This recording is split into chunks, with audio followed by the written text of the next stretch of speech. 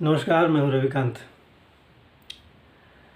2024 का एक महीना बीत गया और इस एक महीने में जिस तरह से घटनाक्रम लगातार बदल रहे हैं, जिस तरीके से तेज़ी से घटनाएं हो रही हैं और हर घटना अपने आप में बेमिसाल है और दूरगामी प्रभाव के पैदा करने वाली है। हर घटना महत्वपूर्ण है। आरंभ श्री रामलला के प्राण प्रतिष्ठा समारोह से, उसके तुरंत बाद जो कथित इंडी अलायंस था उसको एक बड़ा झटका लगा जब नीतीश कुमार जी उस सेकुलर गठबंधन को छोड़ करके और एनडीए में पुनः वापस आ गए। और जैसे ही वो शपथ लेने के साथ ही ऐसी चर्चाएं होने लगीं कि अब इंडी गठबंधन बिखरने की राह पर चल चुका है। और ऐसा होने लगा। जैसे जैसे घंटे बीतते गए नीतीश कुमार के एनडीए में शामिल होने के बाद, हर घंटे हर दिन कुछ नई बातें सामने आती गईं। उधर बंगाल में ममता बनर्जी ने कांग्रेस को सीटें देने से इनकार कर दिया। पहले 2 सीटों का प्रस्ताव था, अब बाद में तो वो भी मना कर दिया। अखिलेश यादव यूपी में कांग्रेस से बिना वार्ता किए अपनी सीटें घोषित कर रहे हैं, अपने प्रत्याशी घोषित कर रहे हैं। मायावती जी चुप हैं। केजरीवाल ने पहले ही कह दिया है कि हम पंजाब में अकेले लड़ेंगे। तो कुल मिलाकर के जो कथित इंडी अलायंस है वो बिखर चुका है। प्रभु श्री राम की ऐसी कृपा हुई, अगर उस दृष्टिकोण से देखा जाए तो प्रभु श्री राम की ऐसी कृपा हुई, इंडी अलायंस बिखर चुका है। अब उसमें कोई एकता, कोई मतैक्यता नहीं है। कोई किसी से बात नहीं कर रहा, कोई किसी से चुनाव के मुद्दे पर किसी तरह का विमर्श नहीं, और भविष्य में कोई संभावना भी नहीं दिख रही। इधर बीच जो घटनाक्रम हुए हैं लगातार, हेमंत सोरेन झारखंड के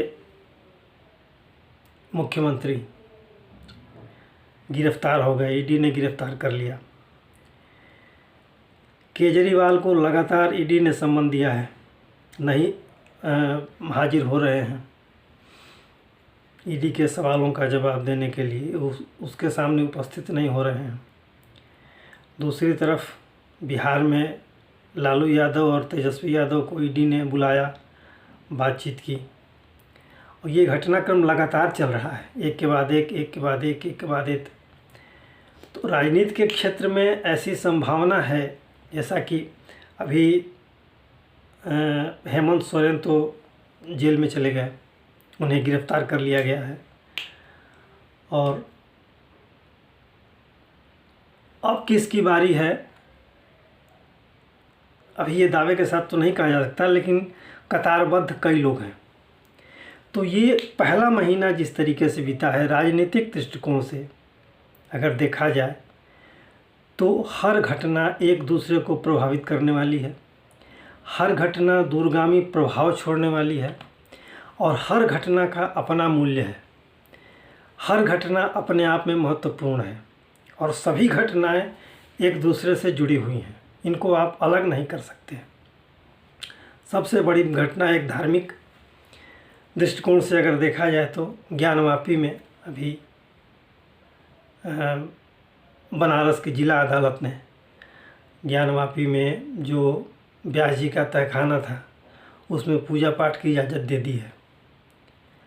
अब सेकुलर गठबंधन के लिए एक बहुत बड़े सदमे की बात है ये। इंडी अलायंस तो राजनीतिक रूप से वैसे भी बिखर चुका है, और ये पूरा जो गठबंधन है अब उसके सामने ये सूझ नहीं रहा है कि वो क्या करे, कौन सा कदम उठाए। जैसे ही बनारस की अदालत ने फैसला दिया तुरंत सुप्रीम कोर्ट में इनके पक्षकार गए, जो मुस्लिम पक्षकार थे, लेकिन सुप्रीम कोर्ट ने सुनवाई से इनकार कर दिया, उनको हाई कोर्ट जाने का आदेश दिया।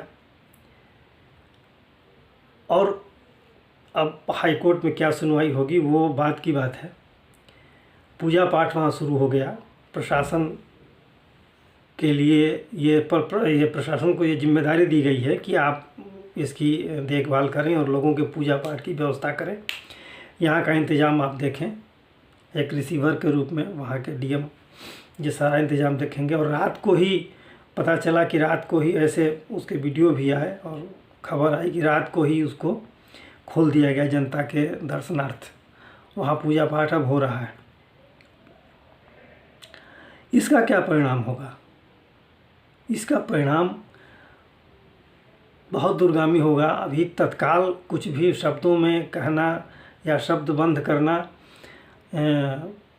जल्दबाजी होगी और कठिन भी है। आप तत्काल नहीं कह सकते कि इसका क्या प्रभाव होगा, लेकिन इसका प्रभाव पूरे भारतीय समाज पर, पूरे देश पर और उन भारतीयों पर भी जो देश से बाहर हैं, सीमाओं से बाहर हैं, उनके ऊपर भी पड़ेगा। और ये जो भी घटनाक्रम रहा है, चाहे धार्मिक हो या राजनीतिक हो, इसका असर बहुत बड़ा होगा, बहुत व्यापक होगा।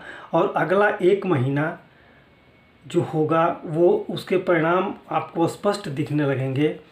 और जो राजनीतिक परिदृश्य है वो आपको चुनाव की घोषणा तक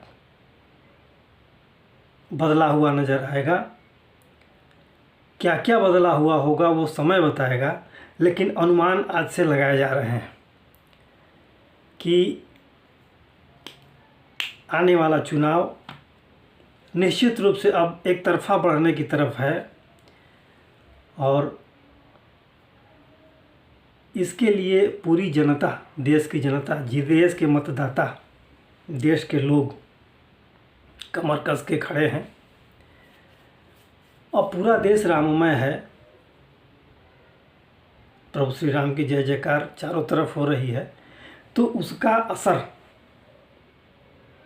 या आप ये कह सकते हैं कि प्रभु श्री राम की जय जयकार ने इंडी गठबंधन को चितर बितर कर दिया, तितर बितर कर दिया, अस्त व्यस्त कर दिया और राह से भटका दिया।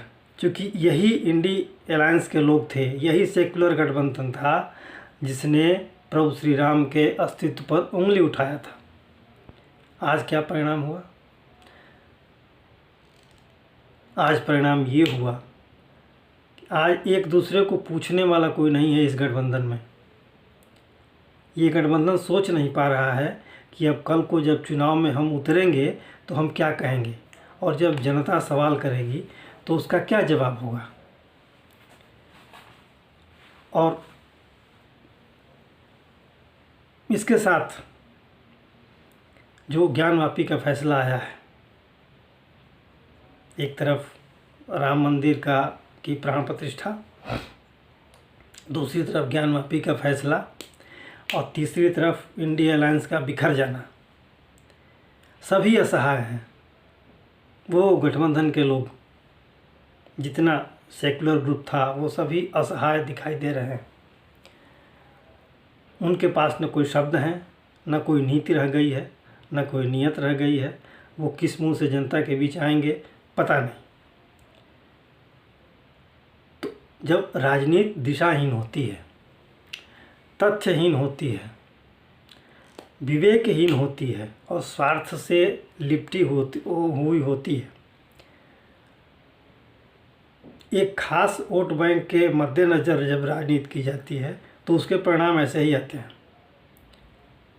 आप किसी वर्ग विशेष को खुश करने के लिए लोगों की आस्था से खिलवाड़ करेंगे,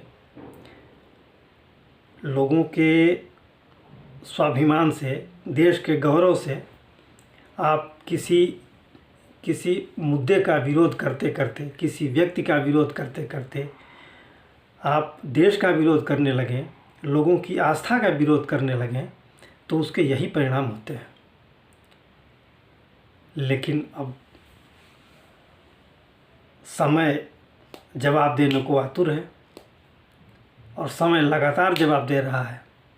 ये वर्ष वास्तव में सेकुलर गठबंधन के लिए, इंडी गठबंधन के लिए हाहाकारी होगा और बहुत बड़े परिणाम की तरफ ये वर्ष बढ़ रहा है। चुनाव के बाद जो स्थिति आएगी वो सामने दिखेगी। आज के समय में इसके बारे में कोई सीधी टिप्पणी करना उचित नहीं होगा, लेकिन ये वर्ष जो परिणाम आएगा देगा, जो समय दिखाएगा, ये वर्ष वास्तव में दूरगामी होगा और इस देश के लंबे भविष्य के लिए होगा, उज्जवल भविष्य के लिए होगा और शानदार होगा। तो धन्यवाद। ये वीडियो अगर अच्छा लगे तो लाइक करें, शेयर करें और सब्सक्राइब करें। धन्यवाद।